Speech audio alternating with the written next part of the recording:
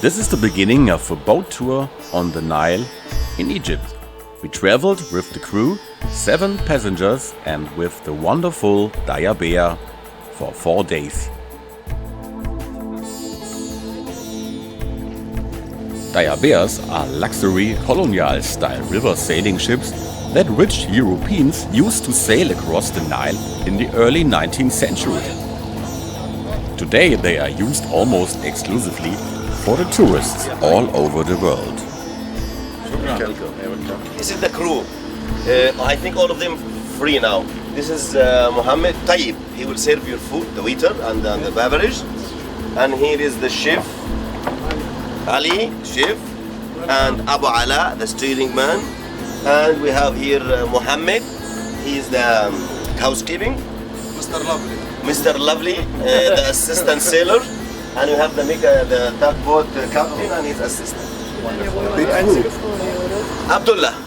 Okay. Guide. Nice to meet you. Nice to meet you. Their journey started a few kilometers north of Aswan. A few days of hopefully full of adventures lay ahead of us. Their boat was very cozy and we could totally relax. By the way, I'm Sasha and I'm going to do this film with camera and sound.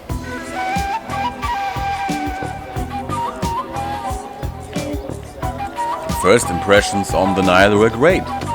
We already saw the first locals fishing in their boats. Pero se mueve por un lado para el otro. More, little more. Smile. Espera, también es una Smile, foto. we're in the Nile. In the afternoon, we slowly headed towards the city of Komombo. Smile for the camera. Oh. 1 minute, don't be hurry. Smile. Under the shady roof of the Dahabeya, we could only guess that it was almost 40 degrees outside.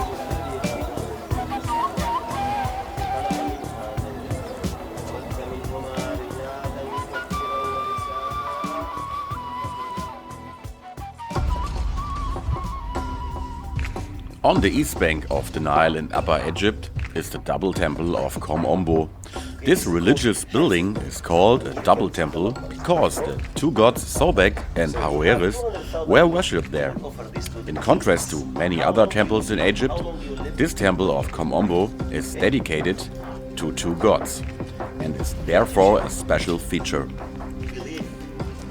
Like many other monumental structures in Egypt, large parts of the twin temples of Komombo were buried by the sand for a long time. Jacques de Morgan finally uncovered them in 1893 and restored everything. So he put him down and he became the air. So imagine with me, this is the sun. Ready? Me gusta mucho este vasito. First day ended quickly. Here we were already sitting at the breakfast table the next morning.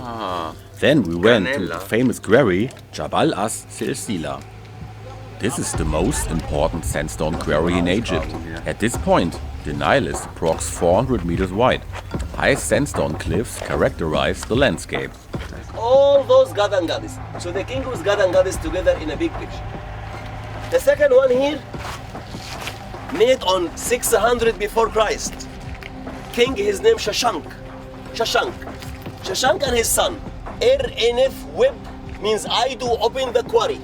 He said, I do open the quarry. Look, I hire workers in order to make temple for God Amun-Re, to make his name in front. I am not lying. I have a truth voice.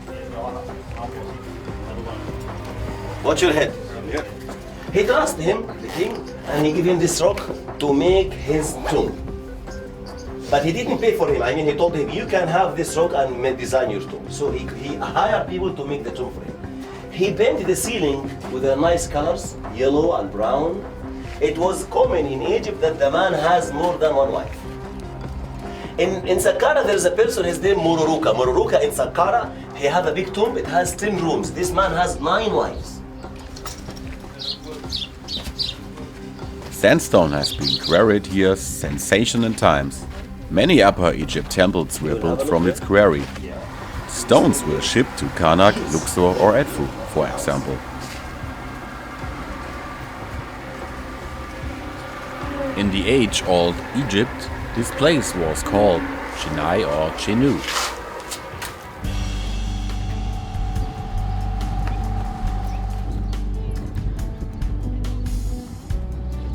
A warm wind blew on the boat deck. We drove past really impressive landscapes.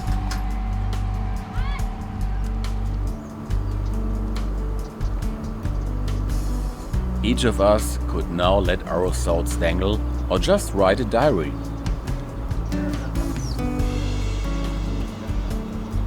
I personally played a game of chess against myself. This is the boss. We were now almost in the area of the city of Edfu, but more on that tomorrow. After the heat of the day, a cool down in the Nile was due today.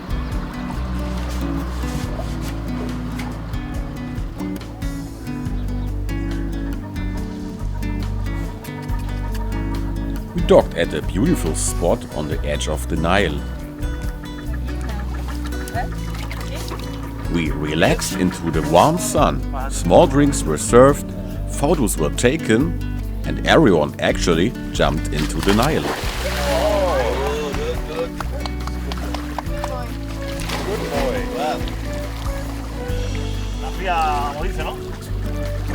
Oh, it's fast.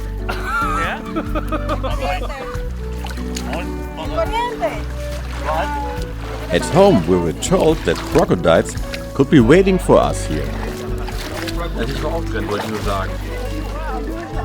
We looked, but we didn't see any.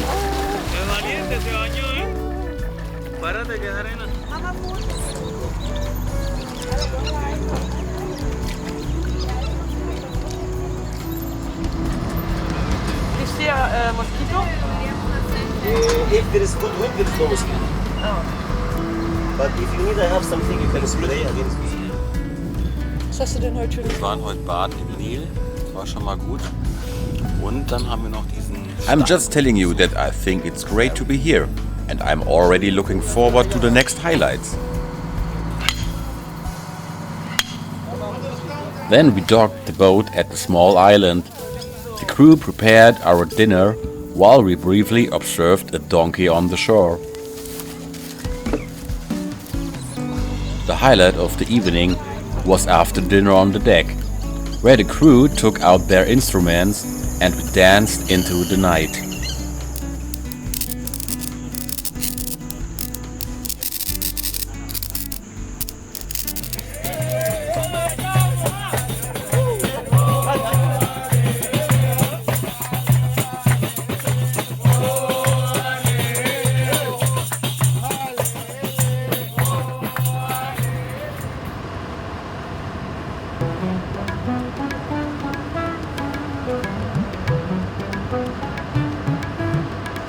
The next morning, we were on our way to the Horus Temple in Edfu, and we got to know a nice travel companion named Monica.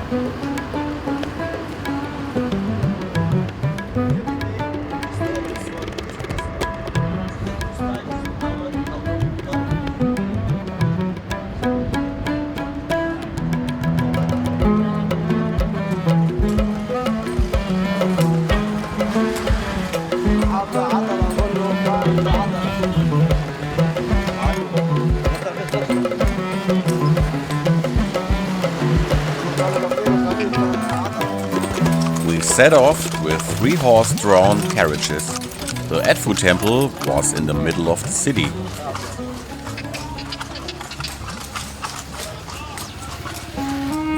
The temple complex of Edfu was dedicated to the local god Hor Bedeti, the Horus of Edfu. The temple is considered one of the best preserved in Egypt, built between 237 and 57 BC. Temple like this need at least 40 priests to work. 40. We have a job here. 40. This picture have three signs. The first sign is the key of life. We call it Ankh. It's called Ankh. Ankh means life. The second sign called Nib. NB means Lord. The third is what? The Was, the jackal head staff. Was means glory. Lord of life and glory. Lord of life and glory. They stamp all the world with this sign. And they have in their hand knives. Abdul told the full range of Egyptian history. Right and left. Sometimes I couldn't put all the informations together. And in one day, it was several people said, I am the king. So in one day, in Luxor, person said, I am the king. And in the same time, another person in Cairo, he said, I am the king. So people got confused. Who is the right person? All these pharaonic names. This is means son of Ra. This is mean Lord of the two lands, Lord of crowns, the king of the Orais, upper and lower, king of north and south. From the forecourt of the temple, we went further inside. The second pillar hall leads to the sanctuary of the temple, which was very impressive. They destroy the faces, yes, and then in some temples, they put white plaster and they plaster the wall. They cover the wall, make it like white. But here, they damage the faces, Inside, I will show you. Have a look, you can have a look. See, the big picture, everything painted. No, but here we do have the cartouche with the name of the king, right? Yeah, here they have, because here it was throne, thing like stable, but outside it was trouble. So all of these are Ptolemy III? Ptolemy III, yes, exactly. His name here, Ptolemy III. See you. We walked around the hidden passages of the temple complex, discovering countless faces of the old king and gods.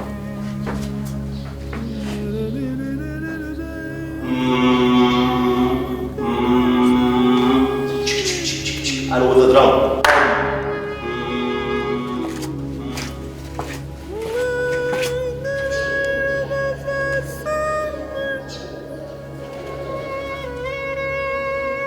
We were in the temple area for round about 3 hours.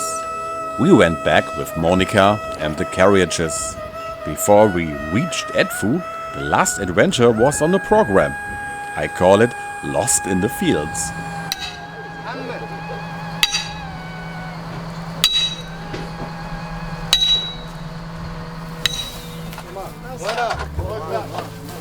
A walk to the temple of El Kab was planned on this hot afternoon.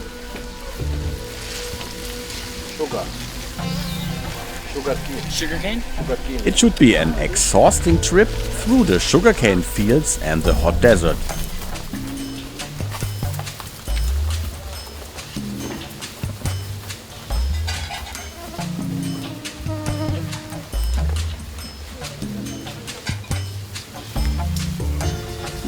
Abdul ran ahead and the rest of us followed him, past camels and the houses of the locals.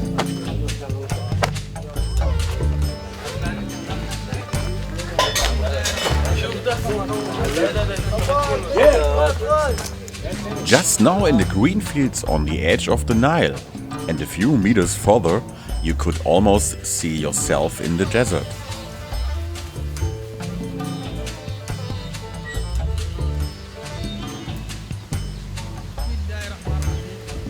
We had now reached the old city wall of Nashab and the temple of El Kab. Remarkable, there are the old rock inscriptions.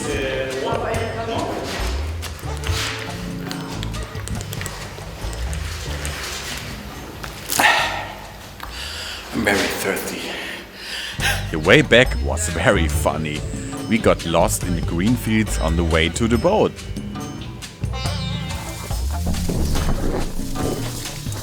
The good mood continued.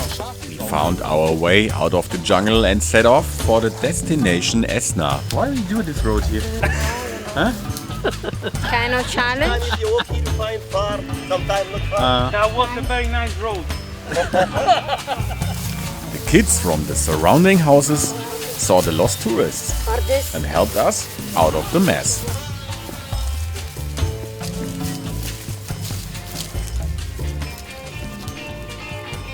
Esna was Abdul's hometown, and that's where we ended the tour.